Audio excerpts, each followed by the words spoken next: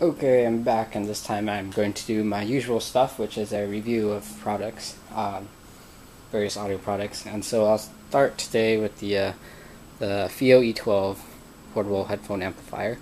So as you saw in my unboxing video, I said that the output power was the big buzzword for the E12, and this does pack a lot of power. I don't have any super power hungry headphones, so I don't have any experience as to how well this can drive power hungry headphones, such as planar magnetic headphones such as the Hi-Fi HE500. I will be attending a local Headphone meet tomorrow, and they will have the HE500 there, so I can test it out tomorrow, and I'll give you guys a quick update on that. But anyway, this is a review of the E12 with the headphones I have, which are the K701 by AKG and the M100 by FiiO.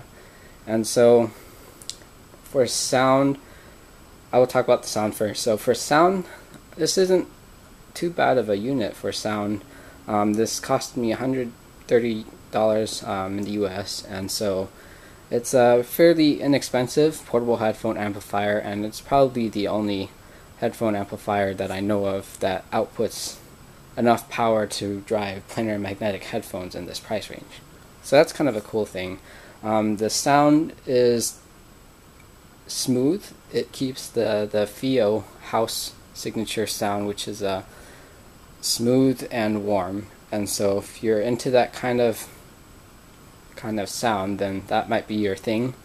Personally, it's not my favorite. I'm not a fan of the warm sound, which is probably why I don't like the Sennheiser HD 650s. But apart from that, it does have a smooth sound. The treble is kind of rolled off a bit. Well, it's not really rolled off, but it's more laid back, so it's not as detailed or upfront as it should be. So it's a little bit below neutral.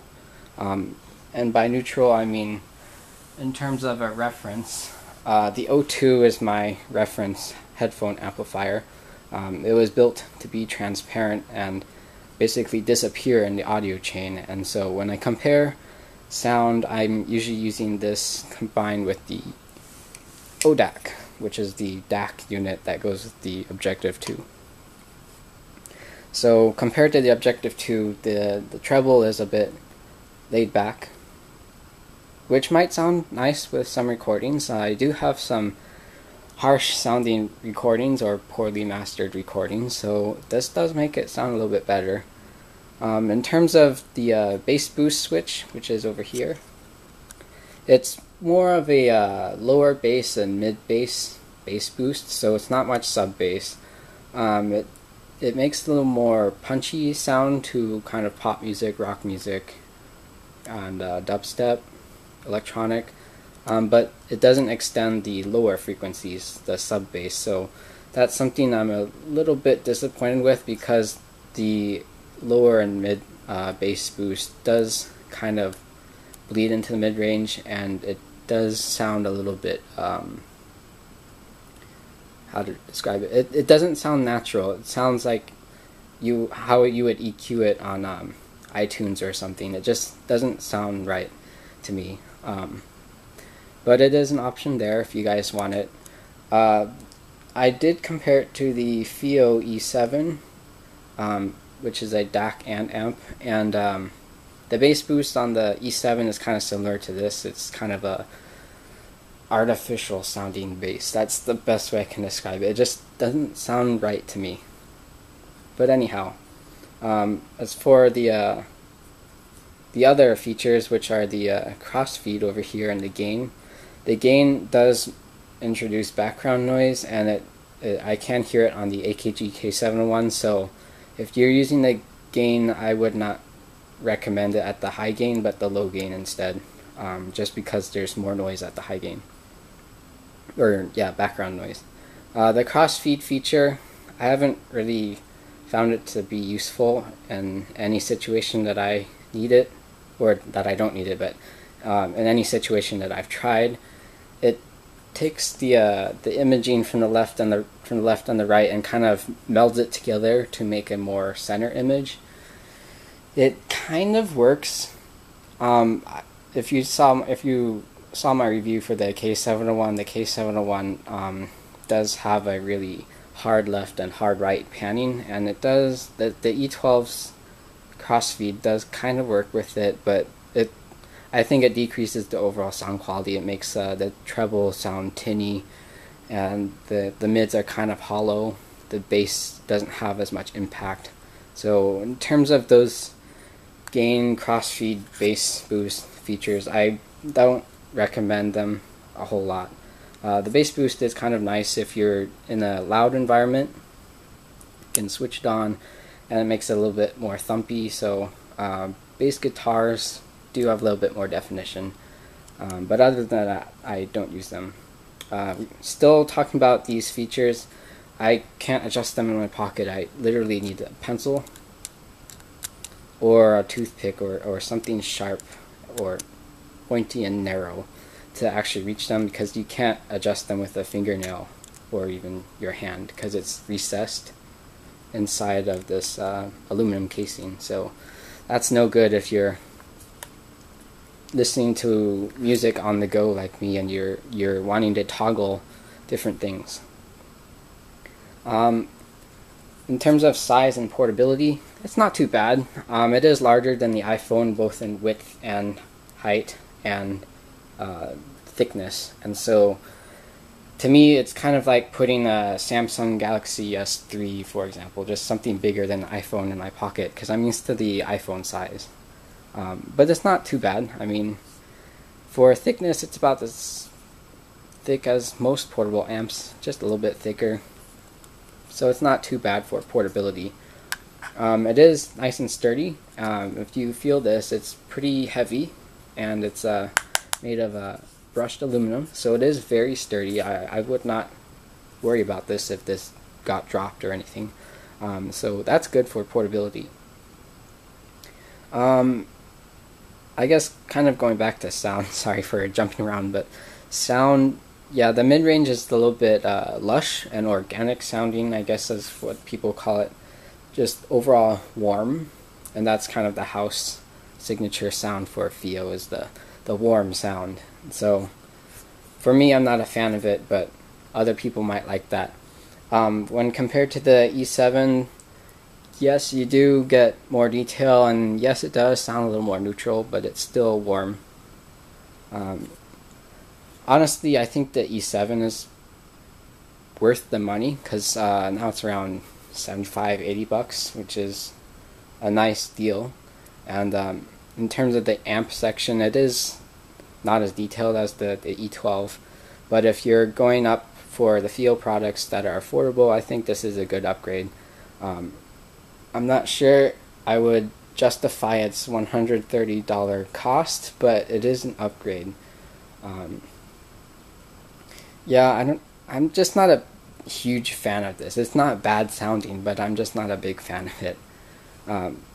For one, I use my portable amps as portable amps, so I keep this in my pocket, and so when I need to adjust the volume, this really stiff volume control, which requires 2 fingers, is not very convenient for me, because I pair my rig like this. Hold on, let me get the interconnect cables, line out dock. So I have the FiiO L3, which is the angled one, and I put that with the E12. So that's like that. This is bent pretty hard, and does twist a lot. If I turn it the other way, it gets in the way of the volume knob, so I can't really use that either.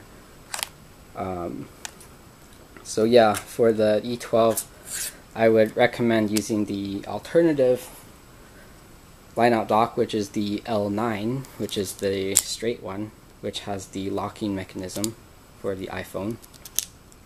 And in this case, you can just insert it straight like that. It does twist a little bit, but most headfiers or audiophiles who use portable amps do have Velcro on the back, or double-sided sticky tape, which I don't recommend.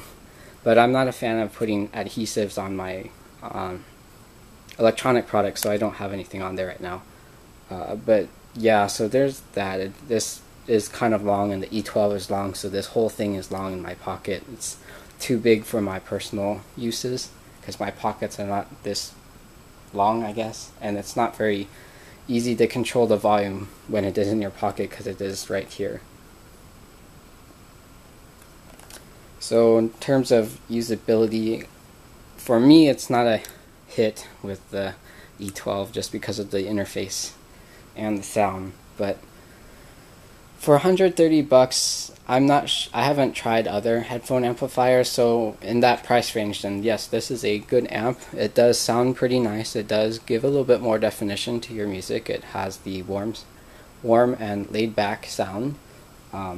It does sound good with the K701s because the K701 is a little bit bright to me. Again, I'm using the Objective 2 as my reference portable transportable headphone amplifier. So that's the FiiO E12. Retails for $130 US. Official vendor would be Mica, which is where I bought it. I'll put a link in the description again. And oh yeah, actually, speaking of power, when you charge the E12 to your computer and you listen to it, because this can be used while charging, it just does not sound very good. The treble gets really distorted and messy. The mid-range gets canny sounding. The soundstage kind of collapses. So I would not recommend using this while charging. But this does have a 15 to 16 hour battery life, which I did measure while playing music at a very high volume level with the V-Moto Crossfade M100s, and so the 15-hour battery life compensates for the weird, not very good sounding sound you get while charging it. So you can use it uncharged for most of the day, and then when you go to bed, just charge it, and when you wake up, it's ready to go. So that's nice about the E12, is that the long battery life is really good for a portable amp of this size, price, and headphone output power. So that's a good thing I do like about the E12. So that's it, guys. Thanks for watching. If you have any comments or if you want any comparisons, just please leave a comment below and I'll try to answer it. Thanks for watching, and I'll see you again in a few minutes.